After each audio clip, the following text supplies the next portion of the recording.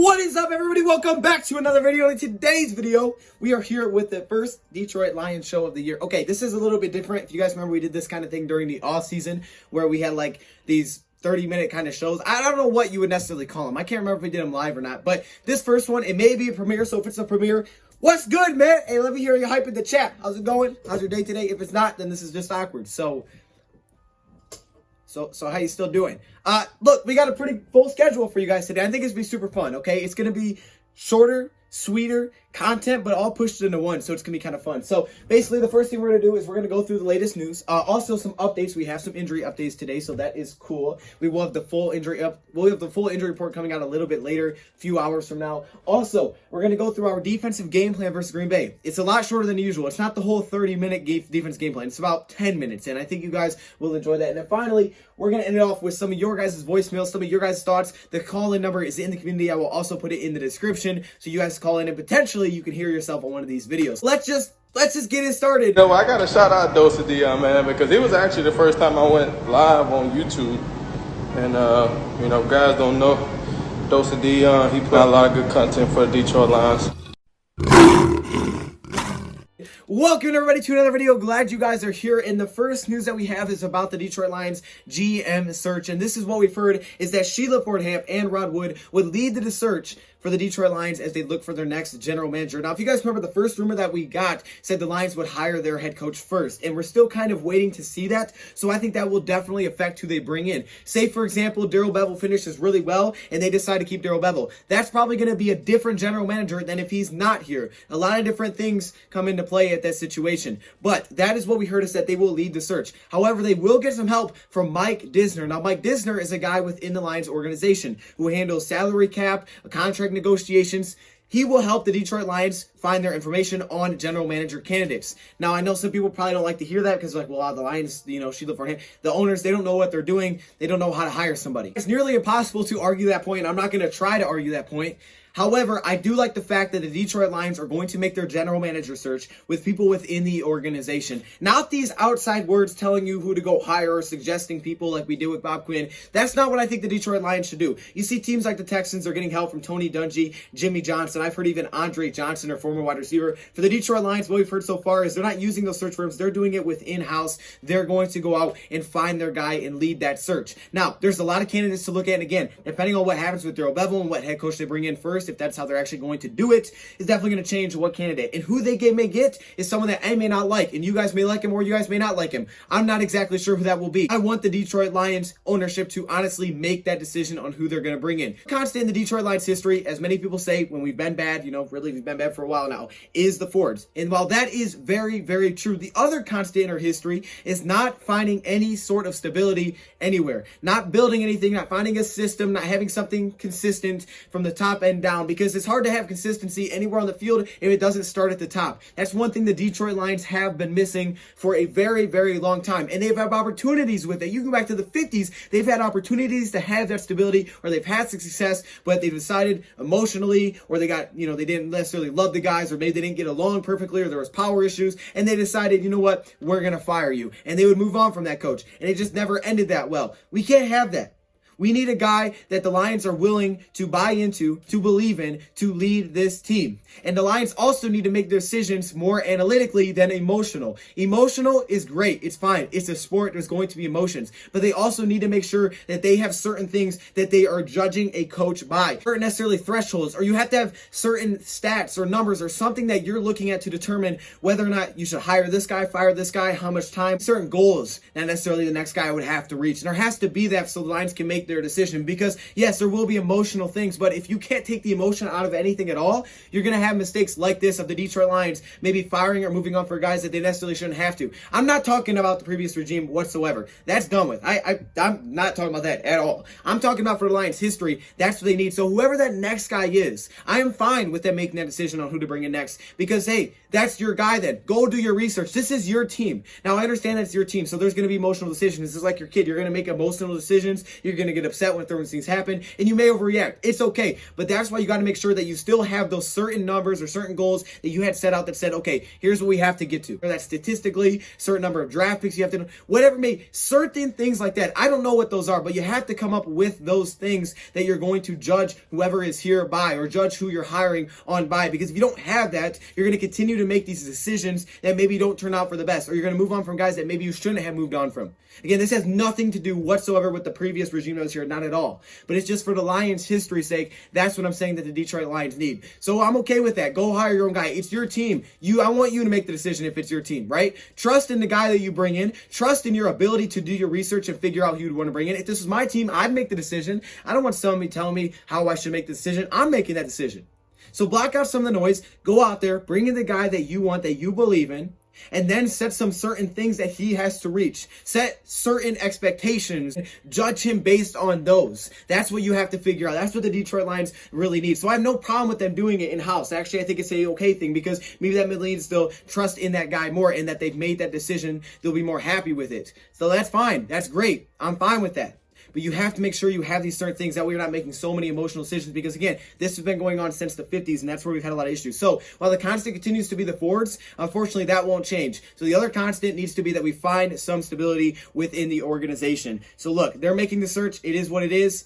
I don't know who they're going to hire. Maybe I'll like him, maybe I won't. I don't know. But either way, that's what the Lions ultimately need, and that's all I'm really hoping for. Keep asking me to do mock drafts. I'm not doing mock drafts yet, man. We still have 4 weeks left of the season. It's a long off season. But the most recent mock draft I've seen from ESPN has Zach Wilson to the Detroit Lions, the quarterback. I'll quickly touch on this. I don't know about the quarterbacks that well. I'll do that in the off season. But I will say this. I am very, very for drafting a quarterback to put behind Matthew Stafford. Do I want Stafford here? Absolutely, I want Stafford here. And I think the whole many situation will lead me to believing that Stafford will be here at least next season, because of the money and not knowing what it's going to be like next year, and just all the question marks. Head coach will make that decision on Matthew Stafford, but really the final say is going to be Matthew Stafford. Whether or not Matthew Stafford wants to be here. If Stafford doesn't want to be here, you can't keep him here, right? So whatever he wants to do next, I hope he wants to stay here, and I think the last 4 games will actually have a big play in that, right? Depending on how these last 4 games goes, how Matthew Stafford will think about his future with the Detroit Lions. But I really do think it comes down to him, because, if he wants to be here, I actually believe that he will be here next season. Funny situation, but if he doesn't want to be here, then clearly you can't just forcefully keep him here. It just won't work like that. So it will come down to Matthew Stafford eventually. This all will really start and finish is, how does Matthew Stafford feel about all this? But I would love to put someone behind Stafford, because I think you always have to be prepared for the future. Because guess what? Just because you draft someone this year to develop behind him doesn't mean that quarterback's going to turn out good. You might draft someone high and you're like, oh gosh, this guy is terrible. And that's okay. Hey, at least you did it now. You didn't draft someone, you threw him out there like, oh gosh, this guy's not good at all. You're going to miss on quarterbacks. There's a good chance that you're going to miss on the next quarterback you take. There's a chance you're going to do it. It happens every year. It's very hard to hit on a quarterback. Very hard to hit on a quarterback no matter really where you're sitting in the draft. And we're not going to have the number 1 pick in the draft. So for the Lions, bring in the guy, put him behind, wherever that may be. It doesn't mean it has to be first round, doesn't even mean it has to be second round. But find a guy that you truly believe can be the future, put him behind Stafford if that's what you're looking to do, and, see how it works out. And you should be able to judge through practice if he is the guy that you think he is. Use him in preseason next year, if we have preseason. That's what we need to have, though. And you know what? You may miss, and you may be like, oh gosh, this is not who we thought it was, but I'm glad we did it now, and we still have time to, again, go try another one out. That's what the Lions need to do. They were doing it at first with Bob Quinn, then they stopped doing it, but they were taking him super late in the draft, and I guess it was because he was waiting so long to take him. He was like, this ain't working out anyways.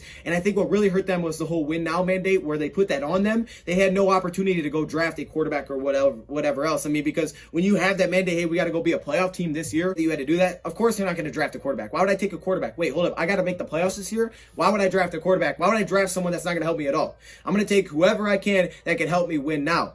So I know the whole situation with Okudah comes up about why we draft Okudah, things like that. Yeah, you know what? Okudah hasn't had the best season. No question about it. And he probably hasn't at all lived up to the 3rd pick in the draft. But I think, keep in mind, look, if the Lions were sitting at 6, they'd probably take Okudah at 6 because it just kind of fell where they picked. They weren't able to find any trade back offers. They said they were trying to. They weren't able to find any. And you see, a lot of the other top picks, they aren't having a huge impact. Maybe Derek Brown is. But either way, they were going to draft someone that had an impact this year that they thought could. A quarterback, unfortunately, wasn't in the equation. The reason being is because they couldn't draft a quarterback because they said, oh, you got to be a playoff team. Well, I can't draft a quarterback. Why would I take with my top pick a guy that has zero impact at all? Maybe Okudah hasn't been the guy they were hoping for, but you can't draft a guy for your future if you know you have to be a playoff team or you're going to get fired. So that was kind of the issue with the whole mandate that kind of came back to bite him a little bit. We'll say, well, because they said they're bringing Stafford back, that gave up the not trading back. But I think at the same time, also the playoff mandate kind of says that, okay, yeah, you really think they're going to draft a quarterback? No, they have to make the playoffs this year. So that's also something that kind of threw their hand of what they kind of had to do. It kind of forced them into a certain move. Quickly to the injury report, we got a couple of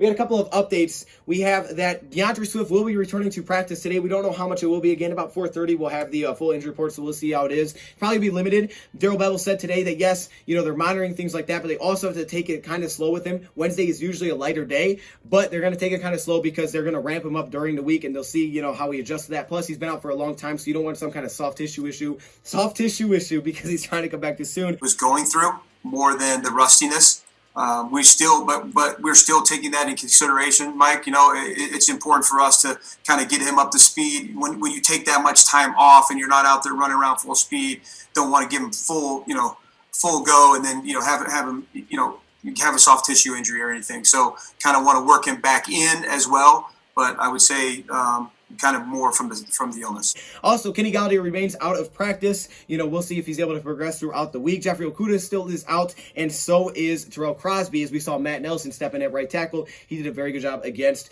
Khalil Mack. Also, Austin Bryant is back in practice like DeAndre Swift, so we are going to get Austin Bryant back. We were hoping he'd play last weekend. He did practice through the week, and apparently it just wasn't enough, and he wasn't able to go. So, a couple of guys back practice, still missing a few, but those are some updates, and again, we'll have the full thing about 4:30, so stay tuned for that. Finally, before we go take a look at the game plan, I just want to throw this little, diamond or nugget, whatever, golden nugget you want to throw out there. TJ Hockenson is on pace to set the record for the Detroit Lions from the tight end position. Brandon Pettigrew holds the previous record with 777 yards in 2011. Currently, right now, TJ Hockenson with 614 yards. He's on pace right now to pass that. He's on pace to pass that with 4 games left. So that'd be really awesome. Say whatever you want about the Lions' questionable draft picks. TJ Hockenson has been very good for us. And, hey, I got to give it to him. I didn't think he'd be this good. Honestly, I didn't know if he'd be this good. And TJ Hockenson has been pretty much everything we could have asked for. And, you just got to believe that he's still growing and he's still getting better. So that's awesome. You take a top 10 tight end, that's a risk. It's a risk no matter who you take in the top 10, but you take a tight end, it's a very big risk. But he's been really good for the Detroit Lions. So I'm glad TJ Hockenson is part of Detroit. We're going to take a look at that defensive game plan for the Lions, how the Lions can slow down that Packers offense. Then we'll come back and we'll take a look at some voicemails, and I'll see you guys there. Take a quick look at the stats for the Packers so far this season. They have the highest passer rating in the league. They're completing nearly 69% of their passes, which is 5th in the NFL. They have 36 touchdowns to only 4 interceptions. They have 272 yards per game, and they have the second least amount of sacks at 14. Now that's some game plan, but it's also some of the defensive game plan, and we'll talk about that. When it comes to rushing, 4.5 yards per carry. That's 10th, and 8th in yards per game. Yeah, you can see they run the ball and they pass the ball well. They're averaging over 31.5 points per game, which is 1st in the league. They are the 4th best team on 3rd down. They're the best team in the red zone. They're averaging over 38 yards per drive, over 3 minutes per drive, which is 2nd in the league, and they score in about half of their possessions. This offense is no joke. And after watching a lot of film on this offense, I've come to the conclusion the only way you're going to have a chance to beat these Green Bay Packers is, one, you got to make Aaron Rodgers uncomfortable. But not only that, you have to play to win, not to lose. Now, that may sound confusing, not to lose. What does that mean? It means you have to go out there with the mindset that we're going to go make plays. If you come out with the mindset that you're going to leave everything in front of you, you're going to try to, limit the plays, you're going to get destroyed. As some people say, you will get dog walked by the Packers. This game will not be competitive if you sit there and let things happen in front of you. You have to go out there and get after it. If you guys stick to the Chicago Bears game, okay? The Chicago Bears we're talking about,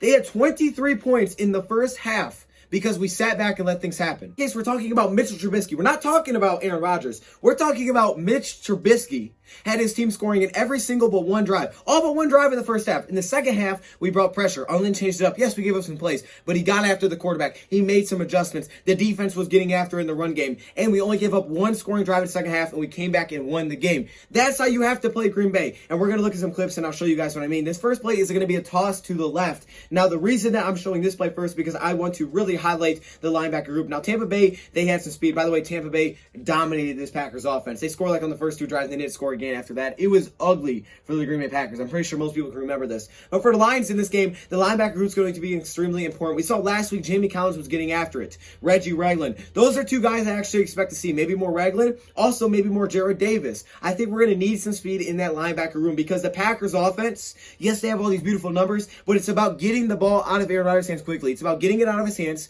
making things happen quickly, quick run plays. They don't want to hold on to the football for very long. Everything's quick with this offense. Everything's get up to the line of scrimmage, see where I have an advantage, and get the ball out of my hands. That's everything. So you have to be all aggressive. You have to fight fire with fire. If you sit there and let them just do it and try to go up and make tackles, you're not going to be competitive in this football game. So this first play you're going to see is tossed to his left. Just watch the linebacker explode through the gap here. Something we saw a few times from guys like Jamie Collins. And that's honestly what we're going to need to see from our linebacker group if we're going to have a chance to win this game, no doubt. This one, again, going up to the line of scrimmage, we already saw Aaron Rodgers look over there. He sees this. All right, we see it too. You have 3 receivers and you have 1 cornerback. That looks like a complete mismatch here. All I got to do as a quarterback is snap it and get it out there, and he's going to have 2 blockers in front of him. But cornerback does the one thing that he's able to do, because if he sits back at all, this is a big play. He does the one thing that he can do here, and that is be aggressive. If you're setting up this play, they can't block until they catch it, right? Because it's a flag. They can't block downfield. So what you see is that the cornerback sneaks up to the line, and as soon as he snaps it, he jumps it. He splits right between the blockers, and he knocks the ball away in the air. Nearly had a chance at an interception. Just blew up the play. That's how we're going to have to play in this game, because if you don't play like that, you're going to be in trouble. Next play here, we're going to see a pass. Now, one issue that we had when we played Green Bay last time was crossing routes. They destroyed us with crossing routes, and the reason being is because you need a couple of things. If you're going to play man especially, you need really 2 things. If you're going to blitz the middle, you got to get there really quickly. You got to get there really quickly, but it's going to be very difficult to get there that fast to take away a crossing route. So you either one, need a linebacker to sit, and you're also going to need your cornerback to get on that wide receiver, get up on him. You could already see the issue right here. Look how much space this cornerback is giving to the wide receiver. He takes the tight end. You can see this linebacker right here. And then you're going to have this linebacker who comes in a little bit, but not all the way, kind of sits a little bit with the running back here, but that leaves a wide open crossing route. Wide open crossing route. I have 5 options on this play, right? He's got the tight end, you got wide receiver here, he's got 3 wide receivers here. So first off, blitzing here, you're already putting yourself at a disadvantage. Bringing 5 guys puts you at a disadvantage because now you can't have any help anywhere. You basically have no help. You have your 1 deep safety. So the only thing you could do here is you have to have your safety basically crash down, and you got to play man across the board. That's your only chance right here, but they don't do that. They leave their deep safety back to help, which is something they adjusted to later. But since they're bringing 5-man because they're trying to bring some pressure and they're trying to get their way, you can see the separation that's already given off the snap from the cornerback and the wide receiver. He's given about 10 yards here, and you're going to have no linebacker over the middle to help because this linebacker is going to be responsible for that tight end. So you have no help over the middle, and he's just going to simply drag because you have that deep safety. So either the safety needs to step up, you need a safety to 1 step up, or you don't blitz here, you bring only 4 and you drop a linebacker over the middle to help in coverage. And it would also help if your cornerback was more on the wide receiver, if you got tighter in this coverage, because you're playing man. If playing zone is a different situation, but you're playing man. So that's what you see is that he's playing so far off, it's an easy read. This is the Packers offense. It's not super complicated. It's get the ball out of hands, find, room. It's all about just creating separation, creating space. Here you're going to see another toss play. I just want to showcase again the linebacker speed here. This is a toss to the right. This is what we need to see out of the Lions linebacker group here. Just exploding that, being aggressive, diving down, making that stop. If you stop this run, you make them one-dimensional, and that's when you get interceptions. You're not going to get that if you can't slow down the run game. Here you go, another just pitch to the left side. Linebacker is extremely aggressive, and they blow it up. That's going to be what it's all about. You got to find a way to shut down the run first. And one way, they put a lot of guys in the box, but you need that speed. You just got to play ultra aggressive. Here's one of the difference. Like I said, they adjusted. So right here, what you're going to see, instead of bringing the linebacker, because look, Todd Bowles, Tampa Bay, he wants to get after the quarterback, okay? He wants to make Aaron Rodgers uncomfortable, and he did it to perfection. Teams need to be looking at this game because this is the best defense performance we've seen against Aaron Rodgers. So this time, instead of bringing a linebacker in coverage, he mixes it up. This time, he brings the cornerback. So you're going to have your linebackers who are able to help drop over the middle, and it takes away that first read off of the play action because the cornerback's there. He's got a lot of speed to get around. Aaron Rodgers looks, but guess what? You have a linebacker here. You have tight coverage. The linebackers this time really helped because it took away that first read. Aaron Rodgers is a really good quarterback, but he's the guy that wants to go to his first read. Get it? Go there. I'm going to do it all pre-snap. He sees this stuff pre-snap. So the Lions need to play super aggressive. It's third and long type of situation. And because you stop the run, you get them in that spot. Now, this is the time where I don't think you need to press. You don't need to go out there and get right up on your wide receiver. This is where you play the sticks. I don't know where the line is exactly at here. I'm thinking it's probably somewhere like this. You're playing the sticks, right? So, again, the Green Bay Packers offense. They're just trying to get the first down. You also have shown that you're going to send pressure. So Rodgers knows he's not going to have all day. This time, you bring a late delay blitz. You got about 5 people coming. But you can see you're playing the sticks, and he's just going to simply jump on this route. You have your 2 safeties deep. You're able to do this because you stopped the run first. If you didn't stop the run, you'd be in a bad position because it's 3rd and 3. But you stopped the run, you got him 3rd and long, and then you jumped the out route and pick it off. This is how your cornerbacks have to play. Because guess what? You're going to give up big routes. That stuff may happen. You may give up a bomb to Devontae Adams, and you may score, and it may be a 30-second drive, and it's like, oh, dang, that's stunk. You gave up a touchdown that fast. But what would you rather do, honestly? You're going to play a Packers team that's scoring over 30 points per game. You gave up over 40 last time you played them. Would you rather give up a touchdown in a minute and give your offense the ball back, or give up a touchdown in 6 minutes and get less possessions for your offense and have the chance to go out there and make a play? Because I'm telling you, if you play conservative, if you play to keep everything in front of you, this won't be competitive. It really won't. You're going to give up so many points in this game. Again, this is their offense. He's not. But what they did well with this one is, even though they're not pressing, what they're doing is they're going to bring their safety down into the box for the snap. And he's going to help take this away. I have no idea what the heck okay, let's draw an arrow here. That looks like an arrow. But that's what I'm saying. Like, okay, so he dives down to the box. We saw this a few times. You bring the safety down into coverage to basically play like a linebacker. They bring a cornerback blitz off the edge. And because that safety's coming down, he's able to help out and make a play. It still is a solid gain. I think it's still too much space. Maybe like 5-yard cushion. 10 yards is a lot.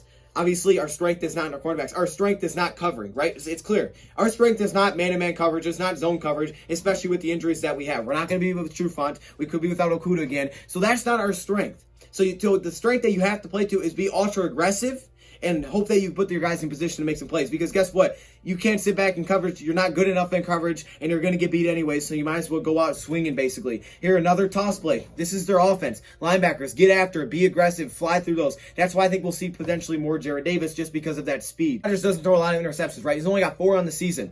But, again, look how you're playing this one. This one is a 3rd down because, again, you stop the run. You're bringing a lot of pressure here. So he's automatically outnumbered. He sees that, so he knows he's got to get the ball out quick. But what you do well, you have every cornerback playing super aggressive, playing up on the sticks. They're not worried about what could happen deep because, look, you're bringing that pressure to get there right away. So they're banking on the fact that they won't have to worry about that. And you also have your safety dropping down basically into the box here, which helps on anything over the middle. And Rodgers just gets it out of his hands. You have your cornerbacks playing super tight. All he has to do is hit it, knocks it up into the air. Your safety, because he dropped down into the box, is able to make the play. But look, Aaron Rodgers, he's uncomfortable. He sees the blitz. He feels the blitz. Look how he's standing. He doesn't step up into this pass. How many times you see Aaron Rodgers make a pass like this, missing a wide open guy? You don't see that very often. If he's in rhythm, you will. This game, he never got that rhythm. Keep him out of rhythm. Bring pressure. Make him have to worry about that. You will give up plays, no question, but you're going to give up plays regardless of how you play this team. They're just that good offensively, and you're just not that great defensively. Here you see another blitz here, right? You bring 5 guys. Now you bring the linebacker this time. That's not always the best thing to do because of crossing routes, but the difference here, look at this. They drop into the box. Look who they drop into the box here. So because they dropped into the box, he takes away that first look on the crossing route. They're still having him follow, right? The cornerback's still following out, but you dropped your safety underneath like the linebacker. Because you were able to get to that pressure, takes away his first look, and you get the sack. That's how you play this team. You got to play them to win, not to lose. You got to be aggressive. You got to get after them. You got to fight fire with fire. You don't have tons of strength. You have injuries. So you got to shut down the run one, sell out to stop the run, but you got to play aggressive in the back end. You got to get after it. Be okay to give up big plays. Look, last time we played Green Bay, we weren't that aggressive, and we gave up still a bomb. Okuda gave up a bomb. You're going to get beat 1-on-1 if you're going to get beat. So would you rather get beat bringing pressure and potentially having a misthrow, or would you get beat because, you just can't cover, right? Got to pick your battles here, and I think the Lions' best bet is to just get after it. And maybe, you know what, you give up 30 points. But if you can give me a turnover or 2, now the game's different. Now you give my offense a couple extra possessions, we got a better chance to win this game. Our strength is our offense, not our defense, so play to it. All right, guys, let's get back to the show. All right, everybody, so here we are on the voicemail side of things. I have 3 call-ins that we're going to be taking a look at. If I don't get to yours, if I don't do all of them, it's okay. We have a lot of these shows coming up, and I probably won't be able to do all of them if we get tons of call-ins. But I'll just pick a few, and we'll keep going through, and we'll just see what you guys have to say, whether it's questions, thoughts, whatever it may be. The number should be in the descriptions, also in the community. So let's dive right into this first one. And, yeah, I'll try not to show their number or anything like that on the screen. Let's just see what he has to say. Stop! Let's go. What is up, Dion? What is going on? Well, I'm sorry. I couldn't do the intro like you do it. No, I like it. I like it. Hold up. Let me pause it right there. Hold up. My bad. I like the effort. You know what? That got me hype a little bit. Let's keep it going. My quick thoughts on our quarterback situation. Okay. Let's get it. Basically, what I feel like the Lions should do is draft a quarterback in the higher round. maybe first Okay. or second, third maybe, but hopefully first or second, and then kind of develop him under Matthew Stafford. You know, develop him under Matthew Stafford, and in about his third year, when Stafford is really ready to retire and exit the league, have him come out like a gunslinger, just like some of what the Chiefs did with Patrick Mahomes. And that's just my thoughts on our quarterback situation, Hey, I appreciate the call it. And you know what? I didn't read it. I promise I did not listen to this before I said what I said. We're on the same wavelength, man. We're feeling the same way. I kind of just said what you just said. So I didn't steal it from you, but yeah, we're on the same thing there. Shout out to you. I appreciate the call in. Don't know who it's from, but I appreciate it. You know who you are. Awesome. Next one here. Let's get it. Hello. Hi. All I wanted to leave and say, I'm hoping for a Motor City miracle. Me too, man. I hope we can win the rest of our games. 4 games we got left. I think we can do it. I have faith we could do it. I'm hoping that Daryl Bevel and Undlin, they get together a good game plan for the next 4 games. And then I'm hoping to say by the end of it, we got a Motor City miracle. That's all. Thank you. Yeah. Hey, that was good. I hope so too. A Motor City miracle, man. That'd be great. That'd be great. Come on, they're gonna write a book about us. If we won out, we're getting a book, no question. Even if they're gonna write a book about us if we run the table with Daryl Bevel. I'm just saying. Thank you for the call in. Here's our final one. It's a short one, so let's get it. Detroit Lions, I hope y'all have a good season. Please go Detroit. Okay, short and sweet. I like it. There you go. Shout out to the 3 call-ins. If you guys want to call in, it'll be in the description. Also be in the community. Leave any thoughts you guys got. And I will see you guys in the next video later today. Let me know your thoughts, guys. Well, thank you, Prep, for watching. Let me know what you guys think of the show. And I'm out. Are you kidding me right now? I had to put my helmet on for this one. Are you kidding? Look at this. Look at all these members. What? Yo, hey. Shout out to all the members, man. Look how many All-Pro members there are. Like, literally, it's the whole screen, dog. This is crazy. The patrons, of course, the Hall of Fame members, man. Y'all got the gold color. It's kind of yellow, but it's supposed to be gold. Shout out to all the members, man. If you want to be a part of this, all you got to do is join the channel. But there are perks that come with it. Stay locked in the community tab if you are a member, because that's where a lot of information comes out. I appreciate all of you. What?